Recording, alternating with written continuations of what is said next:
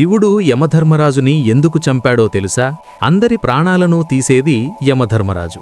యముడి పేరు వింటేనే లోకమంతా భయపడుతుంది. ఒకరోజు యముడు మహాభక్తుడు మార్కండేయుని ప్రాణాలు తీయడానికి వస్తాడు. అప్పుడు మార్కండేయుడు భయపడకుండా శివలింగాన్ని గట్టిగా కౌగిలించుకుని ఇలా అంటాడు, నేను శివుణ్ణి పట్టుకుని ఉన్నాను, నువ్వు నన్ను ఏమీ చేయలేవు. ఇది విన్న యముడికి చాలా కోపం వస్తుంది. నువ్వు శివలింగాన్ని పట్టుకుని ఉంటే నేనేమి చెయ్యలేనని అనుకుంటున్నావా అంటూ యముడు తన యమపాశాన్ని విసురుతాడు.